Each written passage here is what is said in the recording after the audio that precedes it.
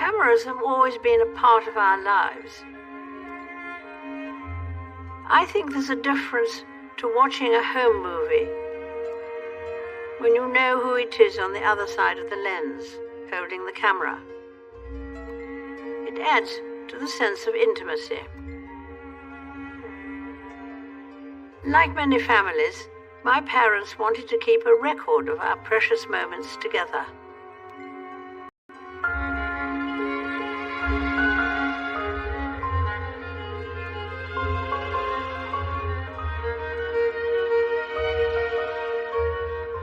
And when it was our turn with our own family, we did the same.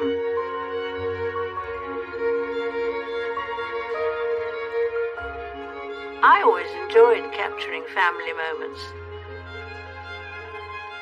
Private photos could often show the fun behind the formality. I expect just about every family has a collection of photographs or films that were once regularly looked at to recall precious moments, but which over time are replaced by newer images and more recent memories. You always hope that future generations will find them interesting and perhaps be surprised that you too were young once.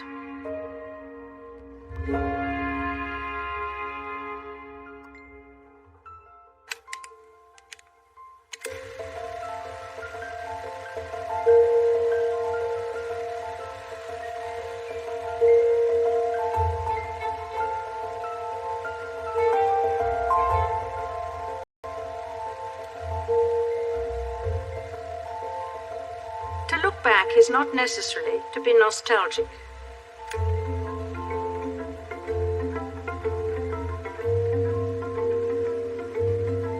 Winston Churchill, my first Prime Minister, said that the further backward you look, the further forward.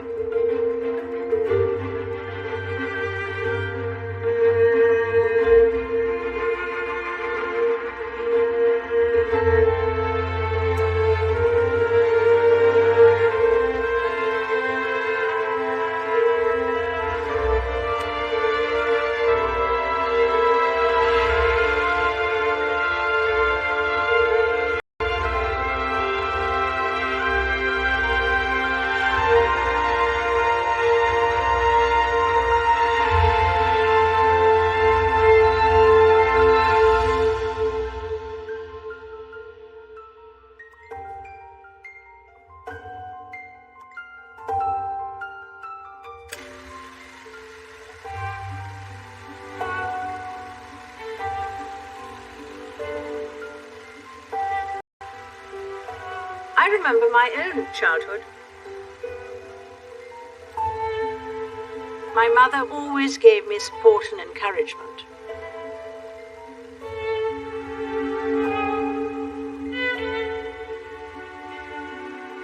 She had an infectious zest for living.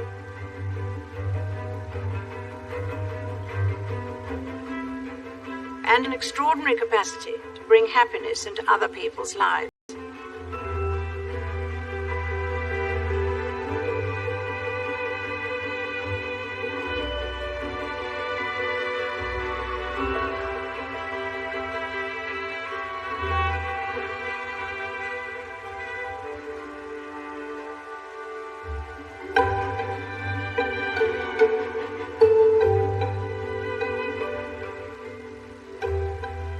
My father served in the Royal Navy during the First World War. He was a midshipman in HMS Collingwood at the Battle of Jutland in 1916. The British fleet lost 14 ships and 6,000 men in that engagement. He wrote in a letter, "How and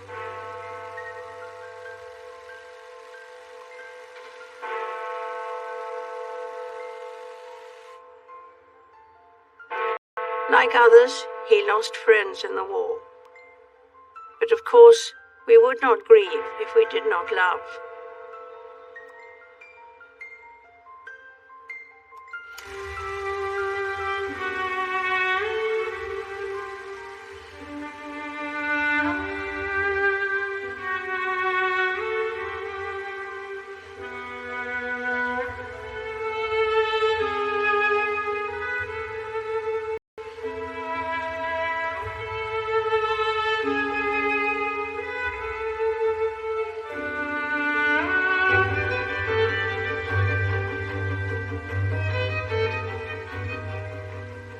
In my experience, the positive value of a happy family is one of the factors of human existence that has not changed.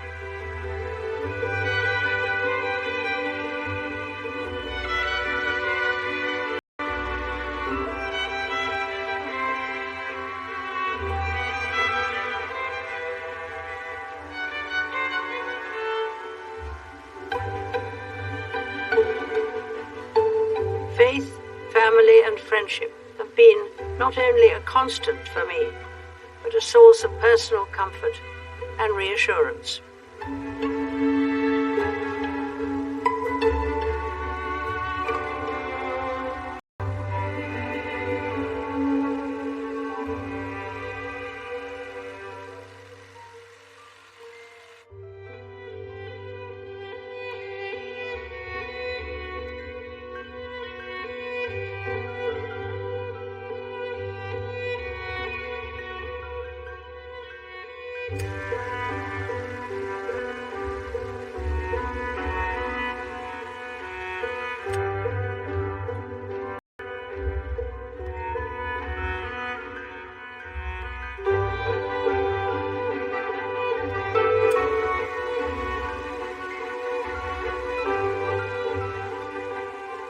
My grandfather couldn't have known what was in store for his grandchildren.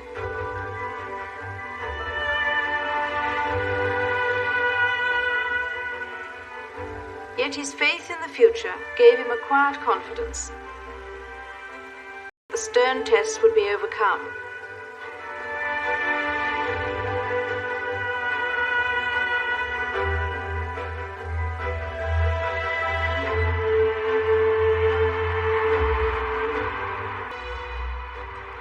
I look forward to the future with faith and hope. It is to the young that the future belongs. When the time comes, be ready and proud to give to your country the service of your work, your mind, and your heart. Within 8 months of the Silver Jubilee, King George lay dead. King George V, greatly loved and gratefully remembered.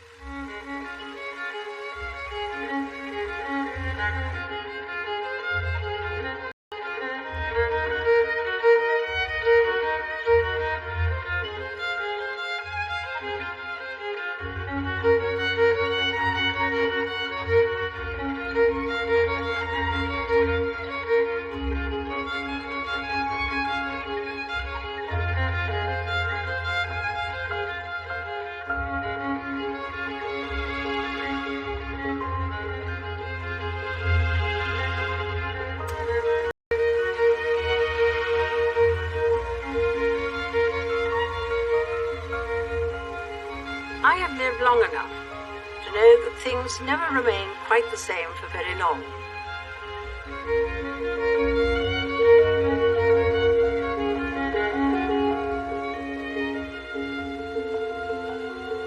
No one can make history stand still. Events and situations change at startling speed.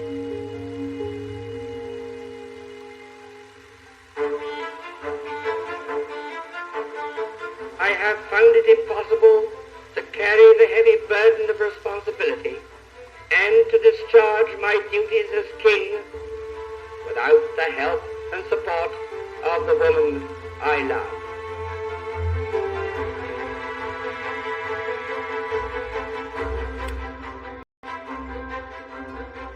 This decision has been made less difficult to me by the sure knowledge that my brother, with his fine qualities, will be able to take my place forthwith. And he has one matchless blessing, enjoyed by so many of you and not bestowed on me. A happy home with his wife and children. God save the King.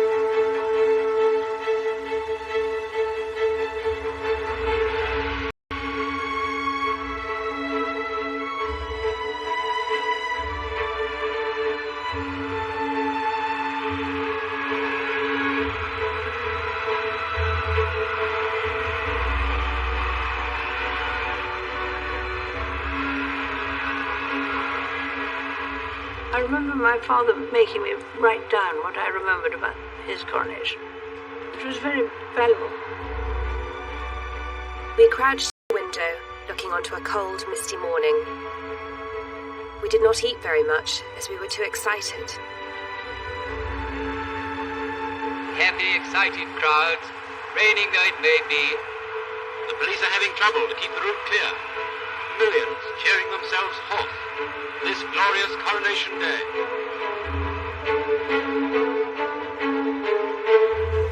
I cannot find words with which to thank you for your love and loyalty to the Queen and myself.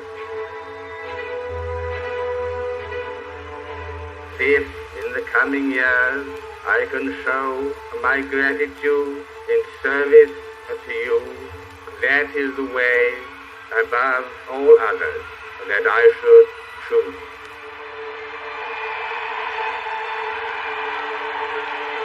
Those 8 magnificent greys drawing up that almost unbelievable stagecoach with their Majesties the King and Queen.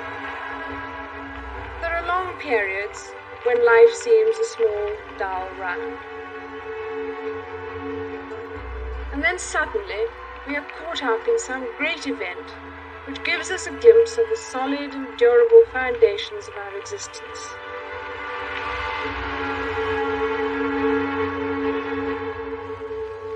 The members of the royal family take their places. The Princesses Elizabeth and Margaret Rose. I thought it all very, very wonderful. And I expect the Abbey did too, as Papa was crowned.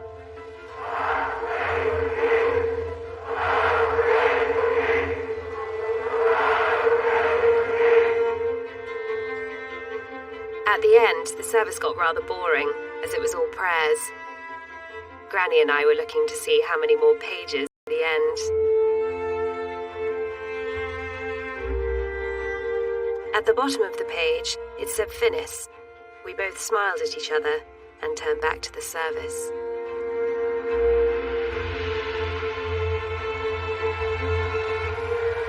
The Queen and I will always keep in our hearts the inspiration of this day.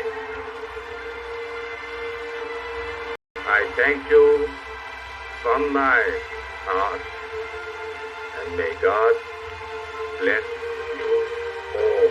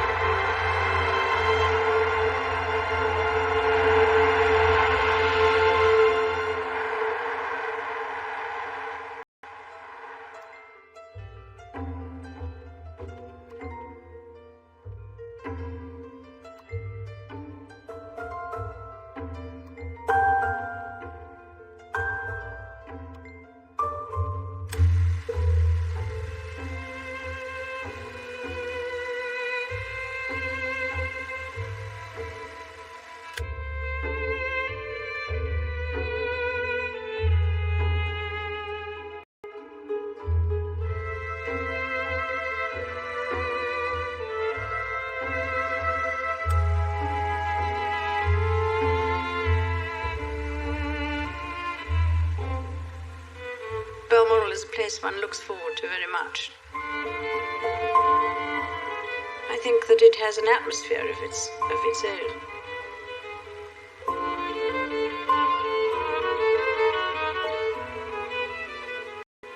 Families so often treasure their routines and embrace the roles, traditions and values that mean so much to us.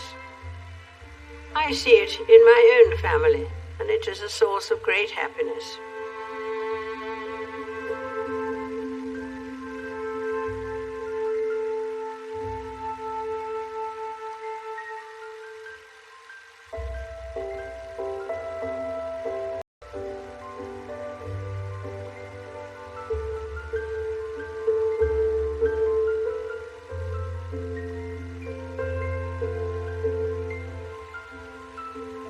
Europe is now profoundly troubled.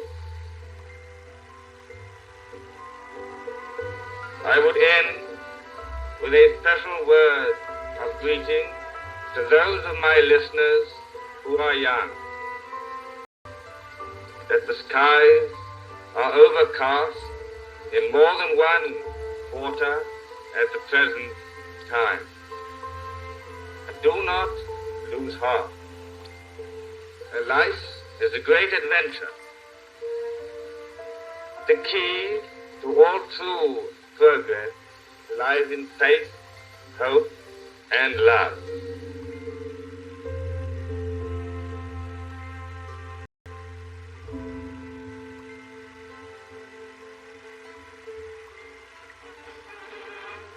There are two aspects of novelty about the King's camp this year. First, it was held in Scotland, where the King himself is on holiday. And second, His Majesty visited the camp accompanied by the Queen and the princesses. In this camp, composed of an equal number of working lads and public schoolboys, the same spirit of comradeship prevailed, and His Majesty sampled all the amusements. Of course, the amateur cameras were very busy.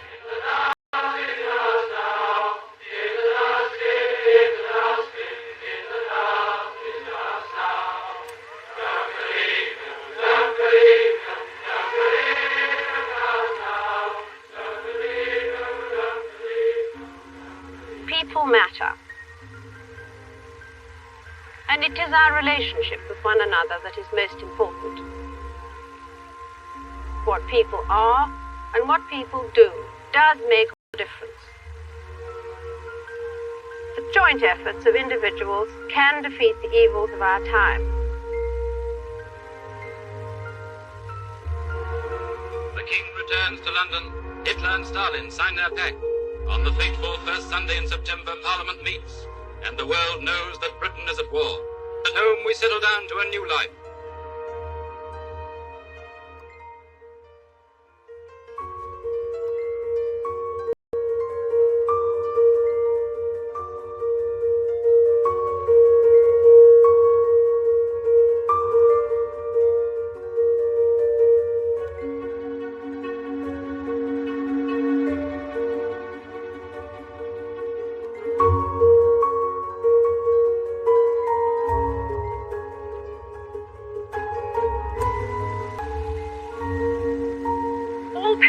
Like their children to grow up in peace and tranquility.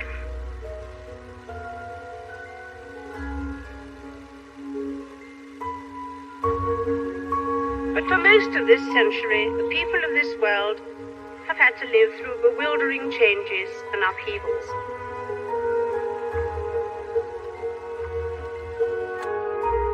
Darling Granny, we have been very busy knitting lately.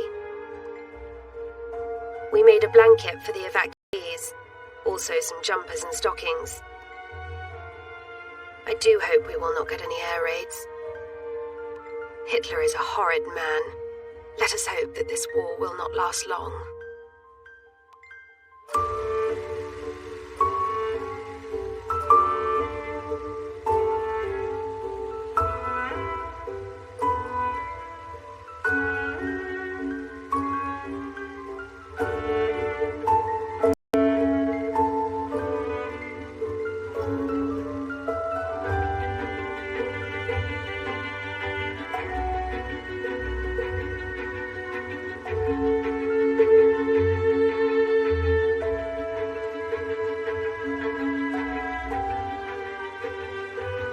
Some cultures believe a long life brings wisdom. I'd like to think so. Perhaps part of that wisdom is to recognize some of life's baffling paradoxes.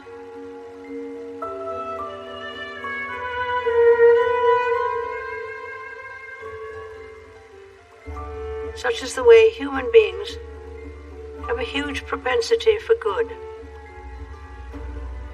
and yet a capacity for evil.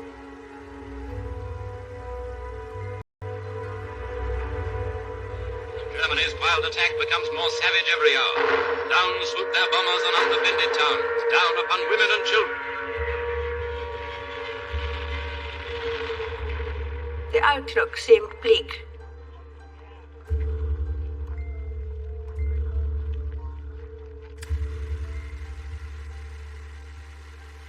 The decisive struggle is now upon us.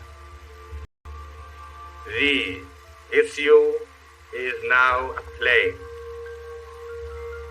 It is life or death for us all.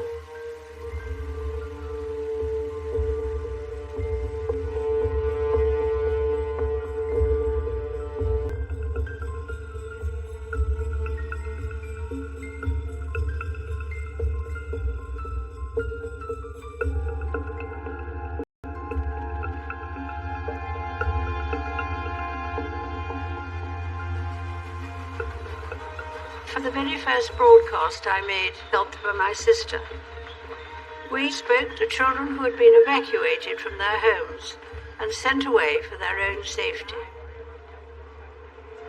My sister Margaret Rose and I feel so much for you, as we know from experience what it means to be away from those we love most of all.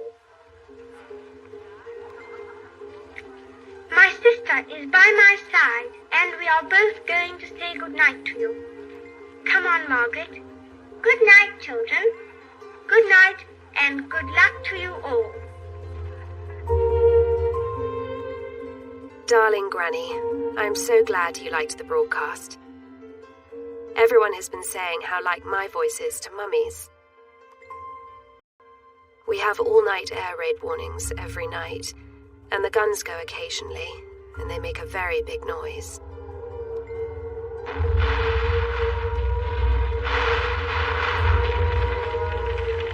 The war affected everyone,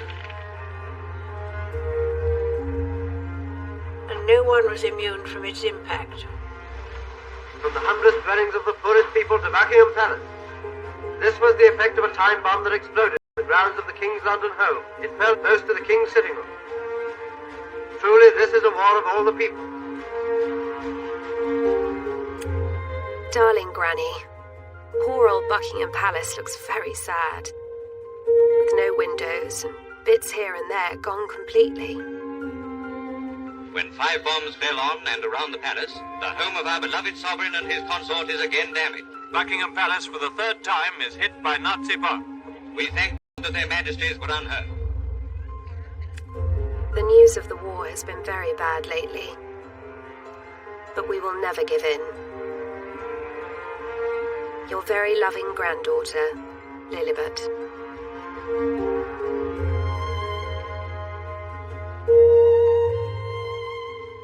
It is not enough simply to do our jobs. Service demands sacrifice.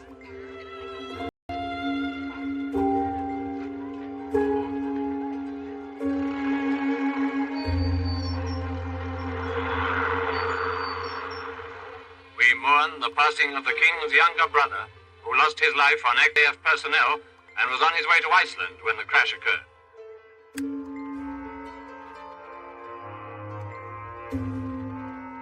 Many people have had to cope with family loss,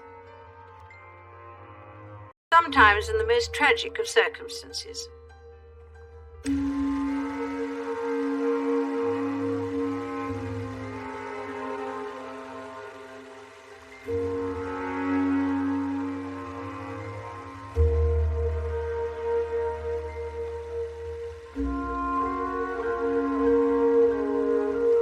Darling Granny, it was so very sad about poor Uncle George.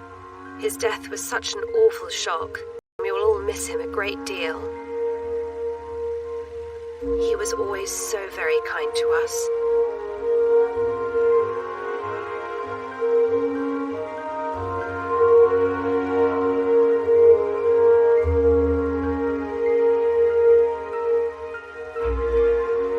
We sometimes think the world's problems are so big that we can do little to help.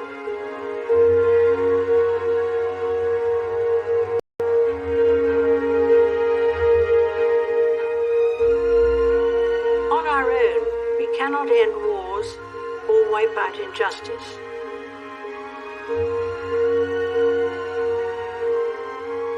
But the cumulative impact of thousands of small acts of goodness can be bigger than we imagine.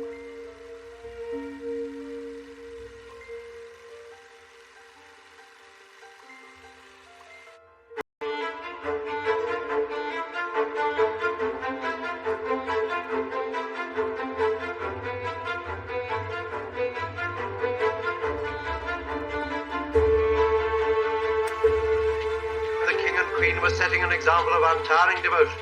The King heartens by periodic visits to all those fighting services of the Empire of which he is Commander-in-Chief. By his visits to his forces, my father brought encouragement to those who had long been parted from their homes and families. He was the living symbol of our steadfastness. He never wavered in his faith that with God's help, the cause of freedom would prevail.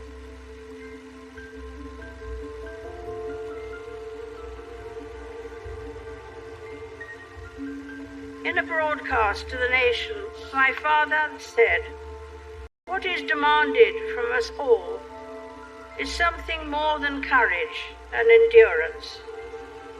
We need a revival of resolve.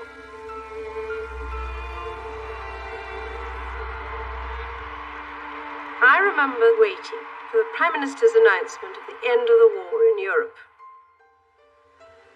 Hostilities will end officially at 1 minute after midnight tonight, Tuesday, the 8th of May. We may allow ourselves a brief period of rejoicing. We kept faith that the cause was right, and this belief carried us through. Never give up, never despair. That was the message of VE Day. I vividly remember the jubilant scenes my sister and I witnessed with our parents and Winston Churchill from the balcony of Buckingham Palace. The sense of joy in the crowds who gathered outside and across the country was profound.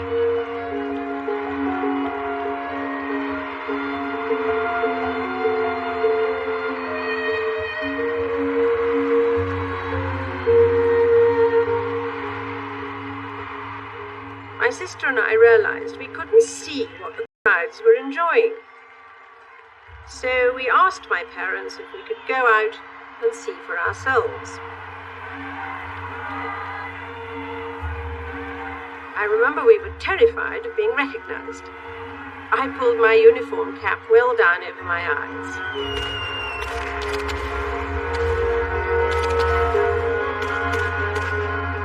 We walked miles through the streets. I remember lines of unknown people linking arms and walking down Whitehall, all of us just swept along on a tide of happiness and relief. I think it was one of the most memorable nights of my life.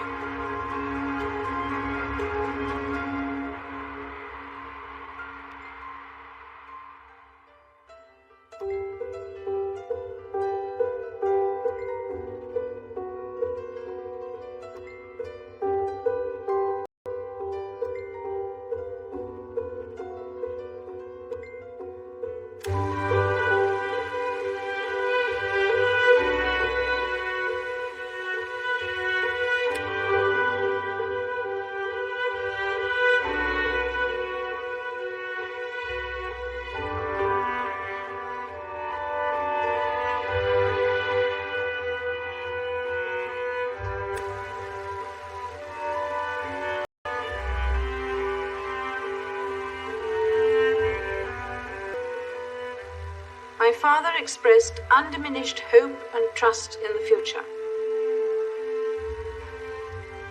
Have faith in life at its best, and bring to it your courage, your hopes, and your sense of humor.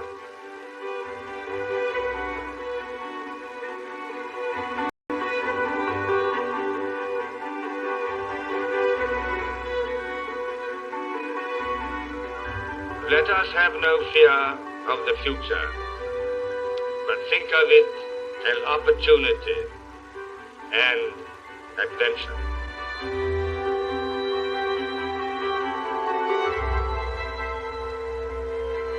No official announcement of the princess's engagement had yet been made. The name of Lieutenant Philip Mountbatten, formerly Prince Philip of Greece, has been repeatedly mentioned throughout the world. To inquirers about her engagement, the princess said, "You must wait and see."